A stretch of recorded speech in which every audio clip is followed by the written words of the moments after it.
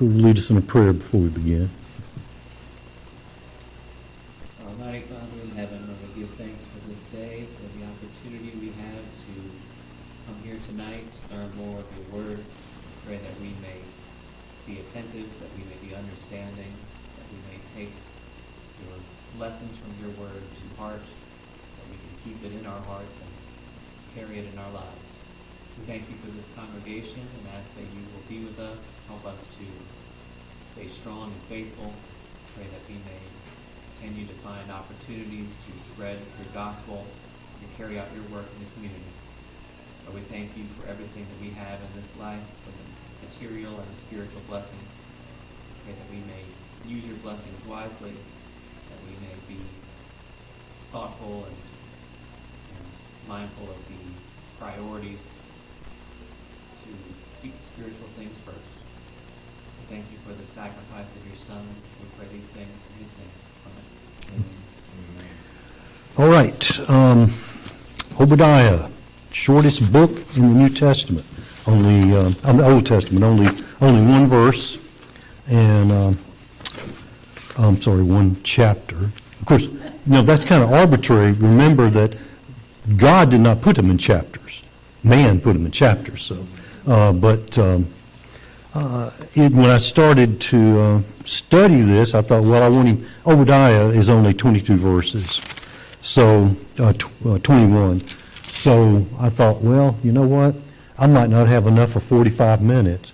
But after I got studying and started, looking at the whole thing, I've got enough for more than enough for tonight. I don't know about next week. So, but if we run out next week, we'll talk about something. Anyway, now the word Obadiah means servant of God, which is not unusual. And you find various people named that in the scriptures. But when you look at the book of Obadiah, as far as the person is concerned, there's no internal evidence for his identity. It doesn't say Obadiah, the son of, and then we know who he is, or Obadiah, who prophesied in the year of such and such a king. So we're left to go to look at external sources to find out when he might have been the prophet, because there is I won't say a controversy, but there are different ideas. Now, what we're going to do first is look at the background of Obadiah, because when I really started reading it, I realized you can't take it out of its historic setting, because if you do, you start to lose a lot of the power of the book. So we're going to look at some of those things tonight. Like I said, there's no internal evidence. But when you look at the scriptures, how many have a really big concordance, other than one in the back of their Bible? Good. If you don't have one, get one, like Strong's or Cruden's or somebody like that. Because the ones in the back of your Bible are good, but they're definitely not complete. But when you take a concordance out and you look at it, there's a lot of Obadiahs in the Old Testament. And so, or any of these people, the Obadiahs. In 1 Kings 18:1, we have an Obadiah who was over Ahab's household. And he's actually the person, he's the person who, when Jezebel was going to kill the prophets, he saved 100 of them and hid them and he fed them. He was a good guy. And he was the one, if you remember the backstory of the battle of the gods, remember, when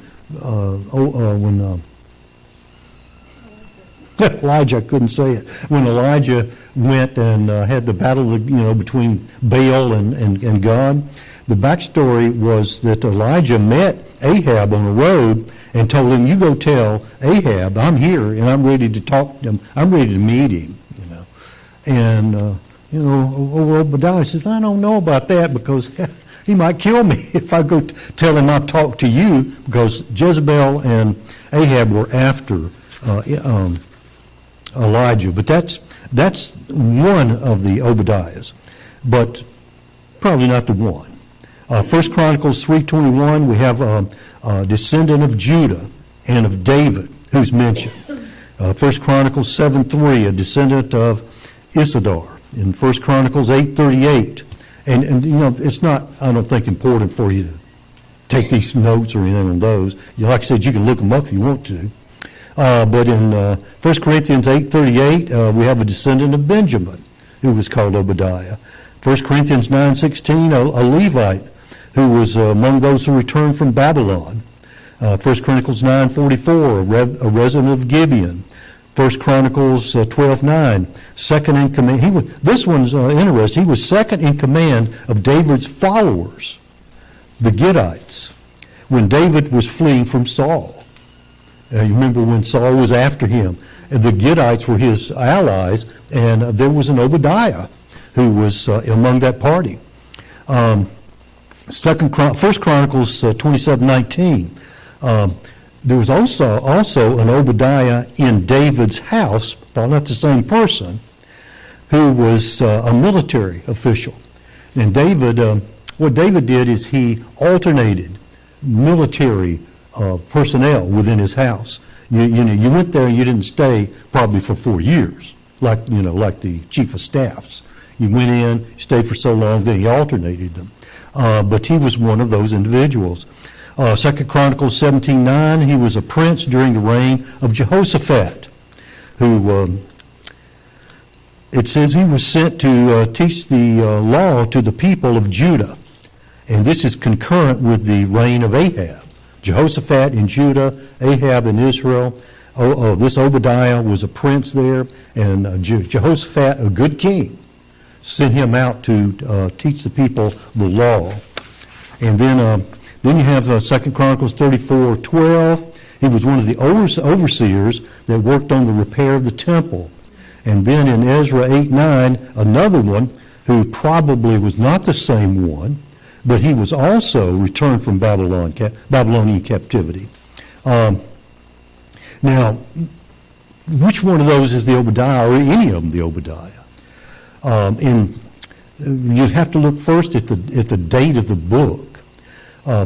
There are two theories, as there are in most of the Old Testament. You got the late dates and the early dates.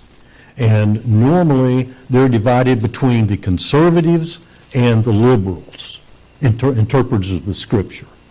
The liberal interpreters of Scripture normally have late dates for all of these books. And when I say late, they don't really think that some of these people actually wrote the books, and they think that they were written. None of these books were written when like Moses probably didn't write his book when during the Exodus or anything. And they also have a tendency to say that all these books were written by more than one person. Obadiah, 21 verses, and I found out there are like people that say they were written by 3 different people. Hello. Obadiah can't write 21 verses, But the late date would be sometime around 597 to 586, or between, let's say, 606 and 586. What happened during that period of time? 606 to 586. That's the 3 attacks of Nebuchadnezzar. You had 606, and that's when Daniel and his 3 friends went into captivity. And then you have an attack again in 597 or 596. And then you finally had one in 586. What happened then? What happened in 586? Temple was destroyed. Nebuchadnezzar destroyed the temple, and he took away the people into captivity. And so that was a monumental event at that time. But if you read the book of Obadiah, when you read it, you're going to find that there's not really any indication that any of those things as seriously were happened that Obadiah is talking about. There's no mention or idea that there's a destruction of the temple by Nebuchadnezzar during his time, or that there were destruction of the cities like there were under Nebuchadnezzar. And it's probably not, I don't think it's likely that early date. It just simply doesn't fit in to the events. And plus, there was a concentration on Edom. So I think that I can discount that date. The early date, though, would be sometime in the, I guess you call it the late 9th century, which would be sometime between like 850 and 840 or sometime around in there. And the events of that period of time are found in 2 Chronicles 21, 16 and 17. Now, we're going to get into that a little later, but just say that's, excuse me, the general time period. At that time, there was an invasion of Judah by the Philistines and the Arabians, and it was during the reign of King Jehoram. The attacks were devastating, but they weren't as devastating as the destruction of the temple. The king's houses were plundered, his wives and his sons were taken away, and there were other various people taken away, but there's no indication in Obadiah there was a mass kidnapping, or what do you want to call it, but there were just these individuals and that individual. There's no hint that the aggressors at that time would not have been the Babylonians anyway. Who would they be? Probably the Syrians, more than likely. But even they were a little later. They were like 100 years later, really. Their attacks and everything were mostly against Israel, but no mention of any of those things. So it's likely that the late date's not true. These events that happened in 2 Chronicles 21 are likely a closer match to the descriptions in Obadiah more than any other date that people propose. There's even those who propose that it's during the reign of Ahaz and so on. But anyway, so who were the Edomites? Yeah, the Edomites. Yeah, I can't even pronounce Paschetti. So yeah. Anyway, who were they? Descendants of Esau. That's who they were. And who was Esau? Jacob's brother. Jacob's brother, right? He was Jacob's brother, and well, I'm going to ask the questions, and then we're going to play Jeopardy here. Okay. So Esau was the brother of Jacob. And Jacob, of course, was, when I say the father of the Jewish nation, I mean that in the sense that he was the father of the 12 tribes, wasn't he? Because the 12 sons. So, but Esau was the firstborn of Isaac. He was the inheritor, let's say, of Isaac's riches and everything else, right? Because he was the firstborn. Oh, okay. But what happened? Who's got the backstory on that? Go ahead. One, he sold his birthright, and two, Rebecca helped Jacob get the blessing from Isaac by killing a goat, serving the goat, and putting goat skin on his arms to trick Isaac into giving Jacob the blessing. Right. I mean, that's what happened. Esau was not, I won't say he was not a smart man. He made some bad decisions. He was a man who made bad decisions in his life. Now, here's the thing. He was the firstborn, but God chose Jacob. Now, does that mean that God caused those things in a sense, or did God choose the person who was the best man, knowing that Esau was not exactly the best man to do these things? I think it's that God chose the person who was best suited for his purposes, and so Esau. So when you talk about Jacob tricked him, he did. Was that right? No, that wasn't right for him to do that. But it was within God's plan. So, because if Esau had inherited the blessing, what happens to Israel? He's not there, right? So, but He didn't even have to do that, and God would have worked it out the way he would work it out. It just so happened that way was deception.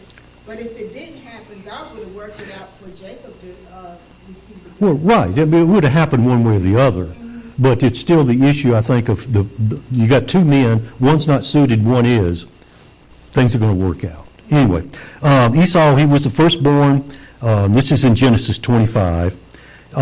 God chose Jacob, and Esau was, who was Esau's, Isaiah's choice? The obvious choice was his firstborn. And it says that Isaac loved Esau, didn't he? He loved Esau. But Esau betrayed his love, didn't he? Esau betrayed his love. Because he did what? He sold his birthright to Jacob for just a meal. I don't know. Either the guy, you could get really hungry in a short time, or he'd been out a long time and hadn't eaten. But he sold that birthright. Can you imagine that? Just think about that. Here's your birthright. Your father is Isaac. Your father has money. Your father has, herds of cattle. Your father has land. And he sells it. What was the guy thinking? Anyway, he sold that birthright. And, of course, later, Esau, like you said, he received the blessing through trickery from Isaac. That's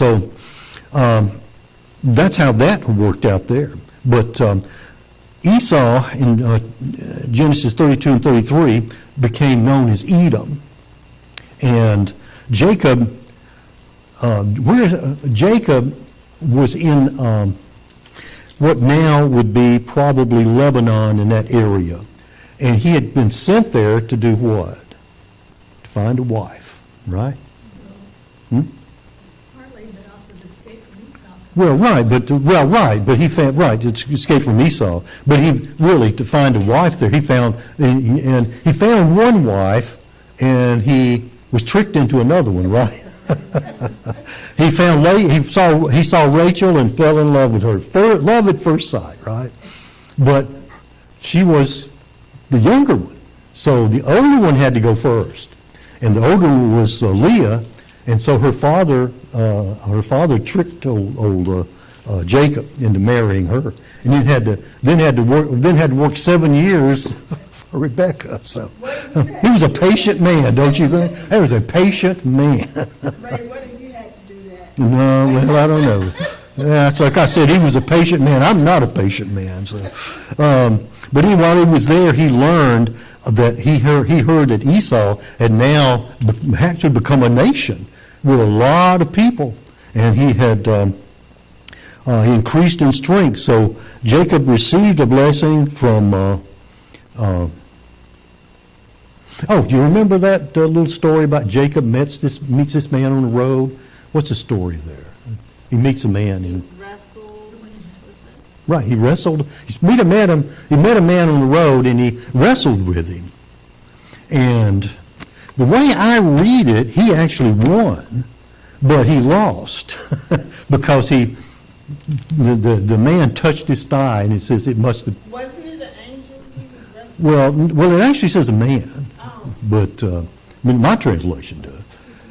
But now I have my theories about who it was.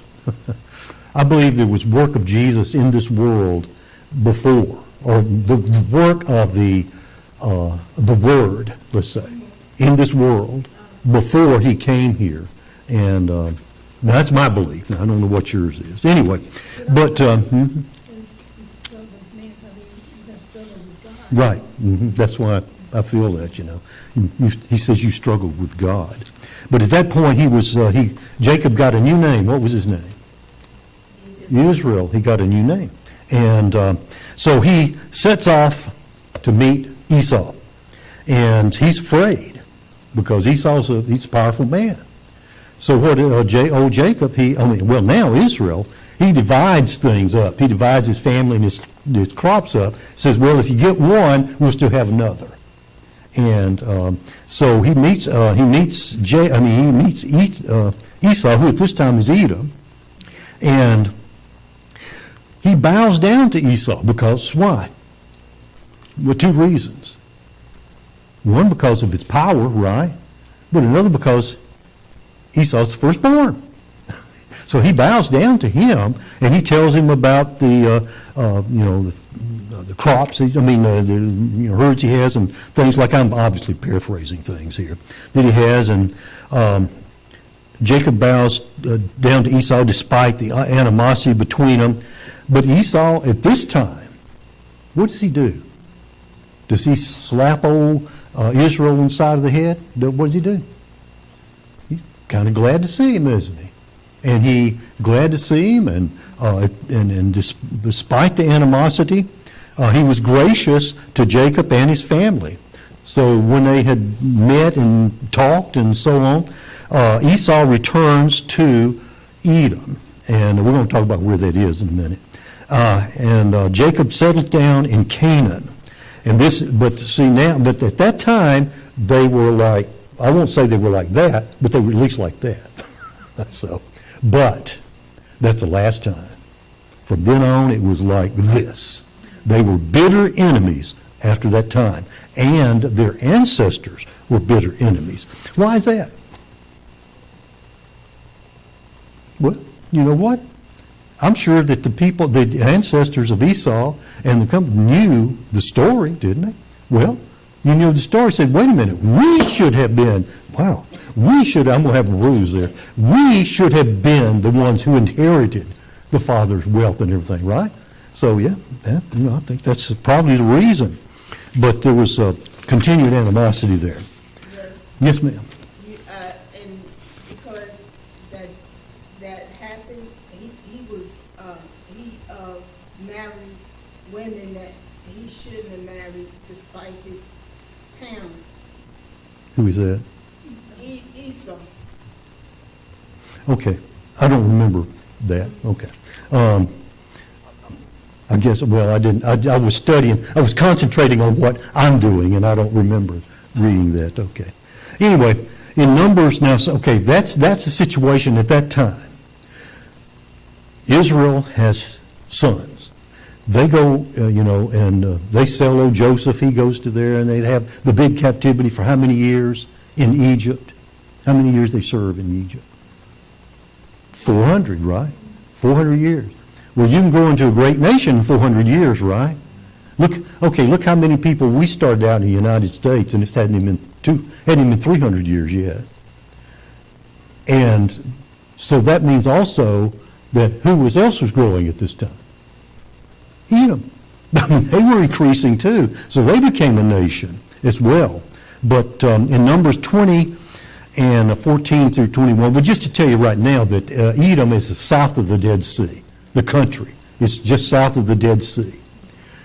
And during the Exodus, they went through that area, didn't they? In fact, they wandered all around there. And that's where Edom was. So they came close to Edom, and Edom refused passage to Israel through their land. They refused that passage. And Numbers 20, 15, and 16, there's a statement that Edom knows of God's protection of Israel. Because they talk about how they knew that God had sent them there and so on.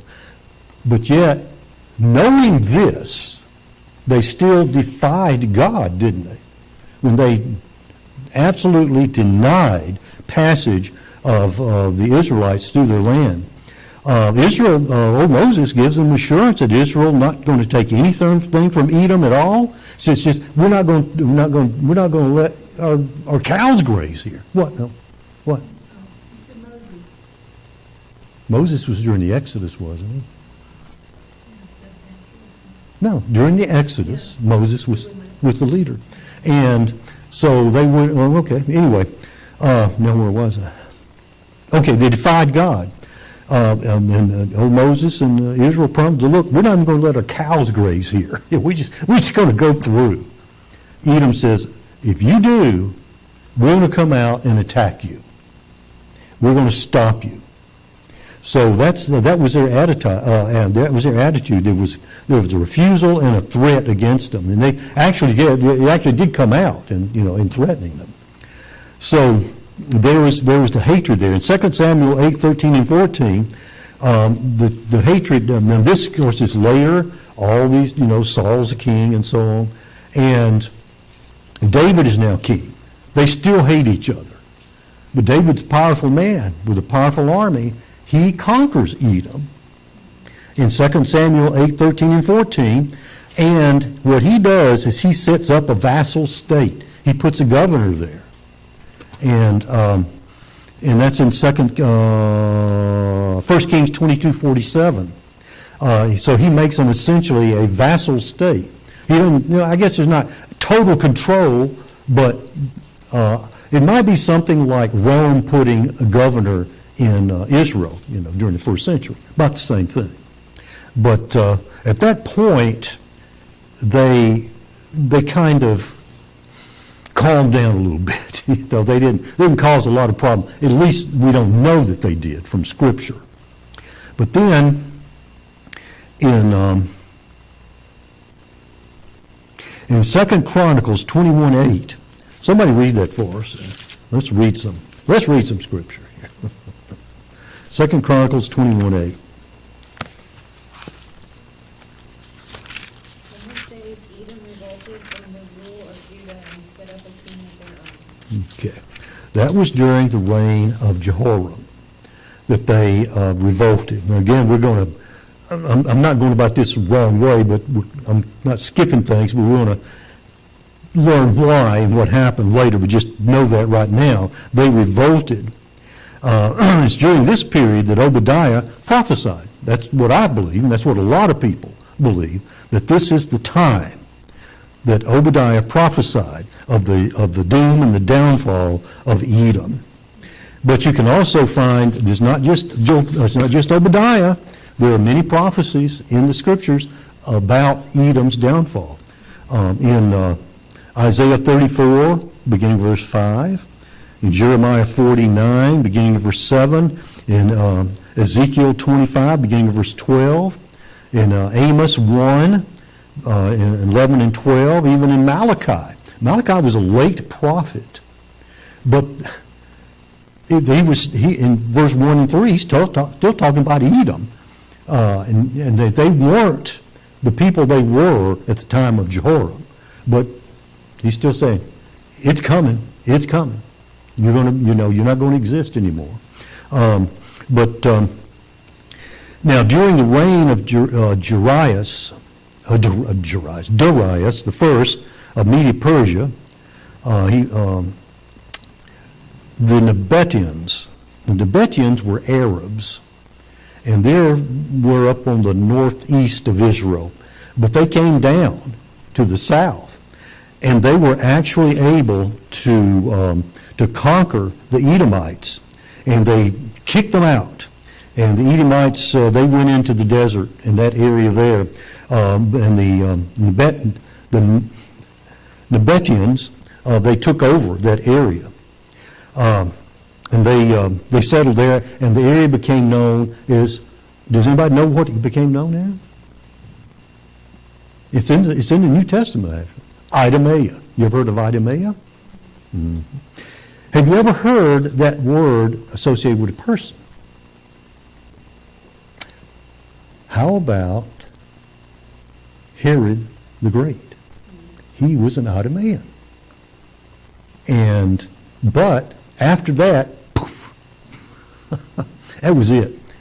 There were no more Edomites. It was gone. So God's prophecy came true. Today, there's absolutely, now you have Jews today, right? But there is not any evidence of any Edomite as a person even, let alone a conglomerate of people. They're gone out of history, period. Just like it was prophesied. But anyway, that particular area remained its independence for a while, till they were conquered by the Jewish king John Hyrcanus. And that was he was a leader between 135 and 105 BC, that time we call the intertestamental period, which is very interesting. That would be a good class, a real good class. Huh? Yeah. But hard, but. Mhm. Can we go back to the Edomite, Edomine? No, no, I'm kidding. Go ahead. Go ahead. The Arabs, where did they come from? You said the Arabs. The Arabs, there were Arabs then too. The Edomites lived south But of, they don't talk about that much about the Arabs. no, because this happened later. That's an historical fact, an extra biblical fact, that they actually did that. But, well, I say it's extra biblical, but actually in history they did. Today in the United States, in New York, there's Arabs. Well, right, yeah, right, yeah. Is that Mhm. the same Arabs we talking about? Well, yeah, I mean, from the general area, from the general area. Well, in second Chronicles 21:16 mentions Arabia. Right, that's what I was going to say. That's a point where they do mention of that in the Philistines.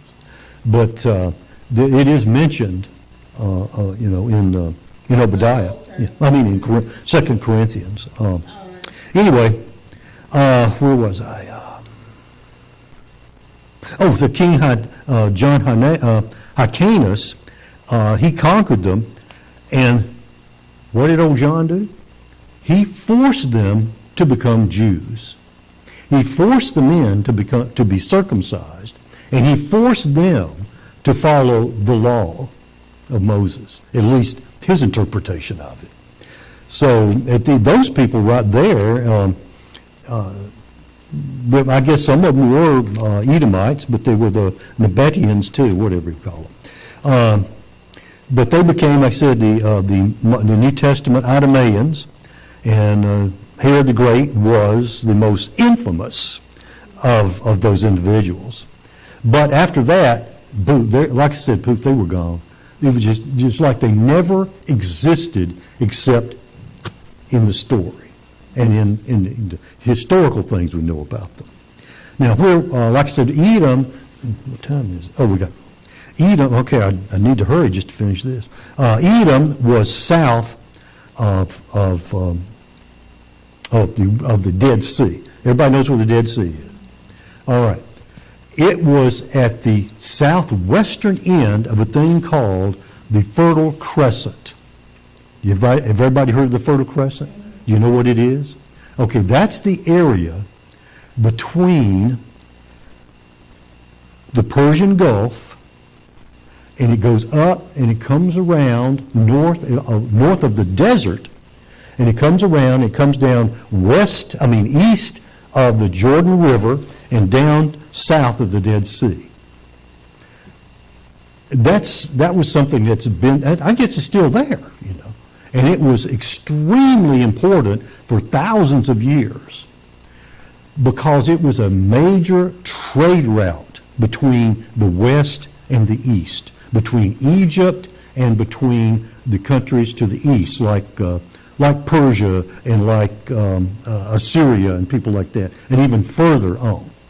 It was, and the reason that it was there and with the trade route, instead of going this way, seems like it'd been easier to go that way, right? Just go straight across. No. Well, you know why? It was a desert. It was a desert there. But that Fertile Crescent, it was called fertile for a reason. It's because there was water, there were rivers, and there was crops and herds of cattle, things like that. So it was a major caravan route between those two areas. And Edom was right there. They were right there, right on the caravan route. And Is that near where the Persian Gulf? Is that different? no, Persian Gulf's still the Persian Gulf today. Okay, I guess they didn't call it the Persian Gulf back then, but back in 1991, they had Desert Storm. The military went to Somalia to help them back. The U.S. went. yeah, back in 1991. It was called Desert Storm. Yeah, that was in Kuwait. Yeah, oh, Yeah, anyway, yeah, that's in that area, you're right, that's in that area, that's where it is, right. And so, just to give you a modern-day reference, that's where that's where it began, what's the Fertile Crescent.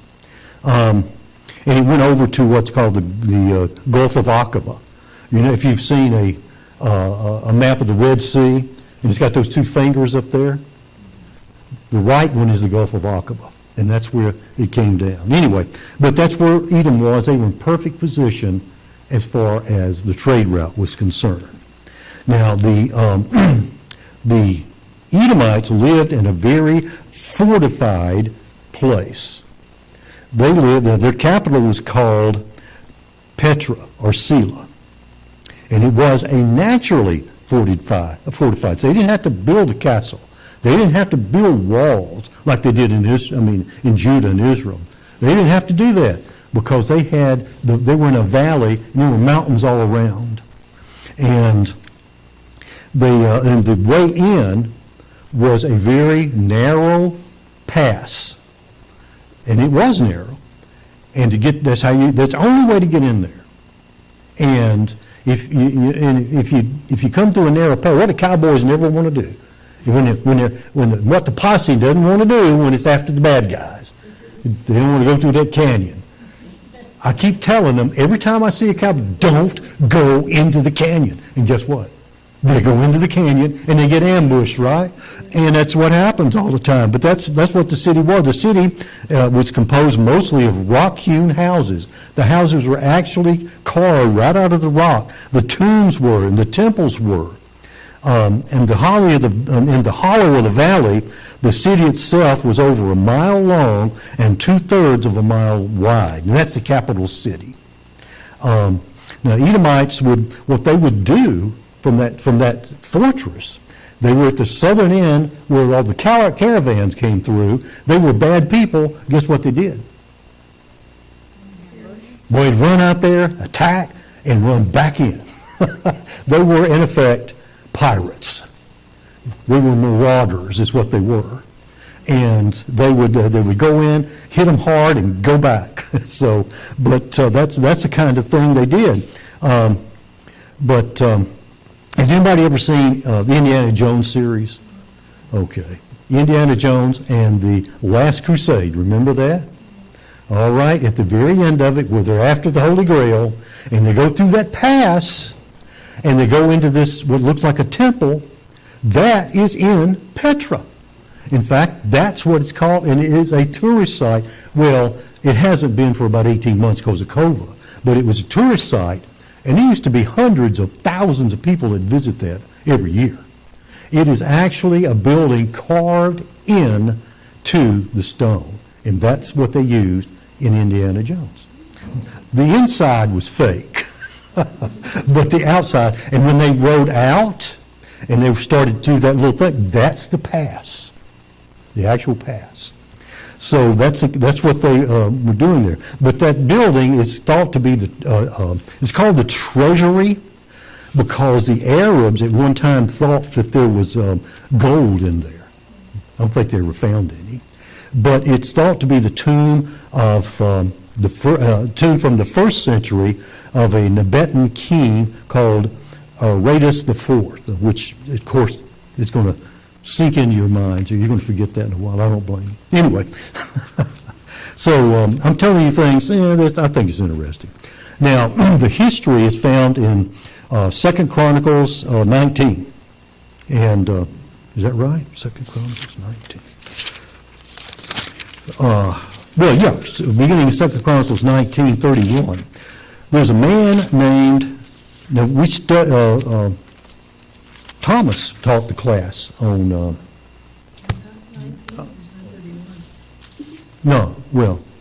anyway, 2 Chronicles 19.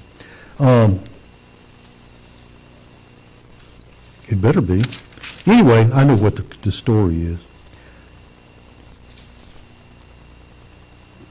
Where did I do that? Okay, sorry about that.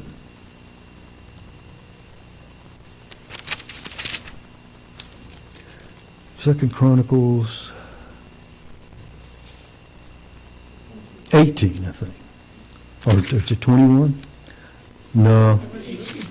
Yeah, it's 18:31.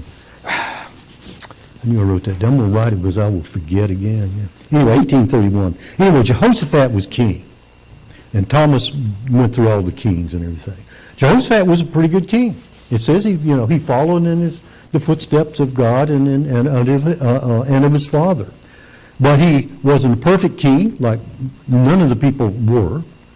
He did two things he did that he shouldn't have done. One, he didn't destroy all of what's called the high places. In the Old Testament, what are the high places when they're talked about? What are they? Idol worship, right. And also, he made a pact with the king of Israel to attack Tarshish, a city on the Mediterranean. And God did not like that because who was the king that time? I've got it written down here. They had dials and that. Yeah, but anyway, he made a pact with him. He was not a good king. God didn't approve of that, so that issue failed. But overall, Jehoshaphat was a good king. He died. And who became the king? His son, Jehoram. And he became the king, because he was the oldest son. But Jehoshaphat had other sons, and from the way the scripture reads and the things that they do, I get the impression that Jehoshaphat maybe approved of those other sons more than he did his older son. And it turns out that, no wonder. But because instead of giving his oldest son all the spoils, like the oldest son would normally get, right? I mean, he's the oldest son. He gets it. It's his.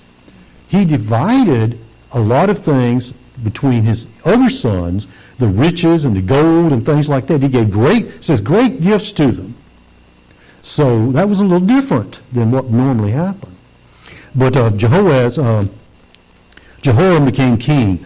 Jehoram, one of the first acts he did was to kill all his brothers.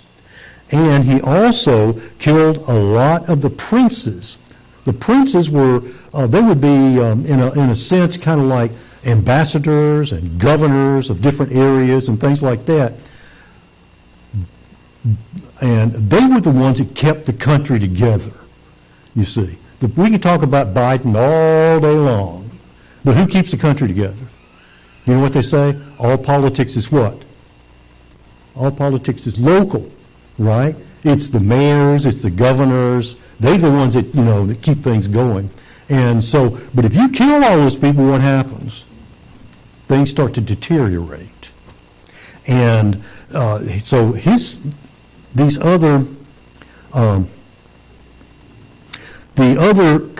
other nations around saw this.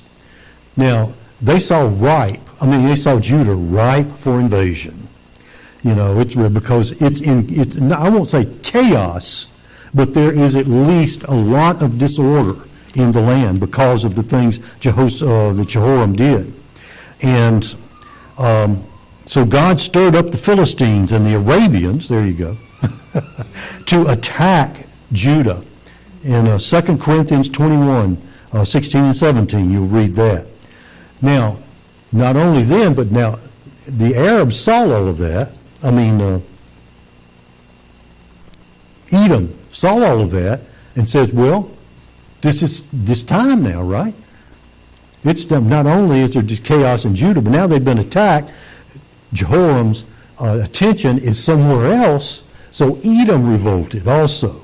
And that's found in 2 Chronicles 21:18 following. And also in 2 Kings 8:20. There was another city, and city-state, I'll say, that also revolted at that time. It was Libnah. Now, Libnah was a city that was west of Jerusalem. And during the time of Joshua, it was one of the Canaanite cities that were conquered.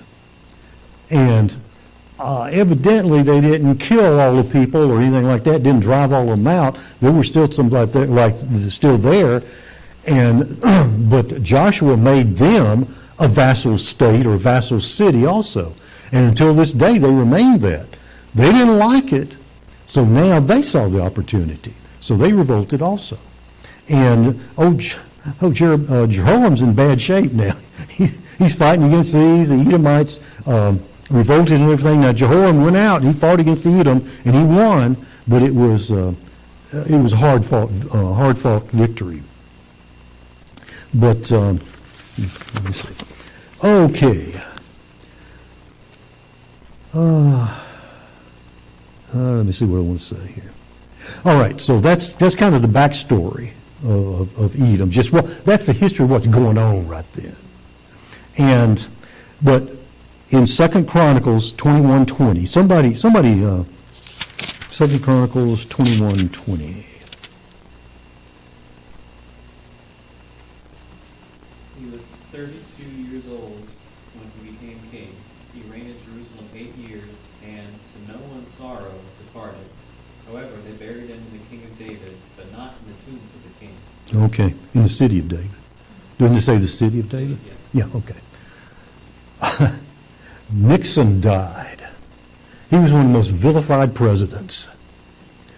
But he still got a funeral, a state funeral, didn't he? People still made speeches for him, right? How bad was Jehoram? The people hated him so much, they didn't have a good word to say about him when he died. So they had no sorrow for him whatsoever, said, good riddance, Jehoram. That's what kind of man he. And there was, there were tombs there in the city, but then there was a special place for the kings. They wouldn't even bury Jehoram in that place. They buried him outside that cemetery for the kings. That's how bad he was hated. But anyway, that's kind of the backstory. Let's see. So next week what we're going to go is we're going to actually study the book of Obadiah. Is that okay with everybody? This is pretty good. I finished pretty good. Anyway, Obadiah, like I said, is a short book, 21 verses. And I would suggest you read it. Read as many times as you can. I found it takes about 5 to 7 minutes to read it. It doesn't take long at all. And I'm an average reader, so if you're a speed reader, you've already read it, you know. So,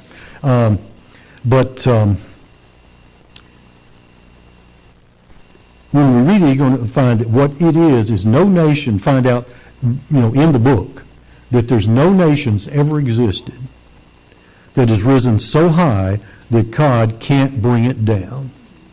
Isn't that true? Mm-hmm.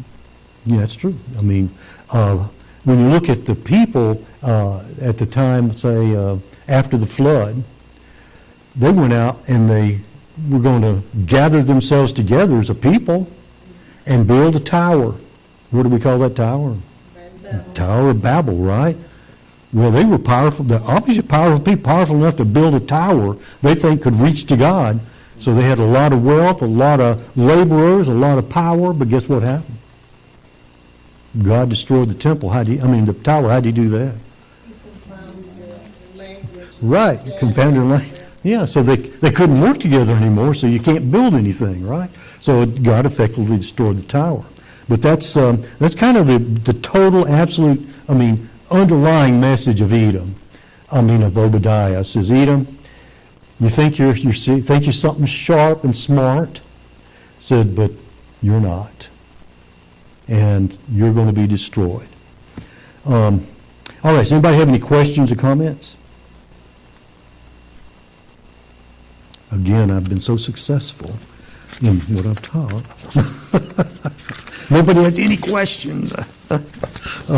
Okay, well, I appreciate everyone being here tonight. We're through a couple of minutes early. But you can talk among yourselves, or you have anything you want to talk about? Any questions or anything?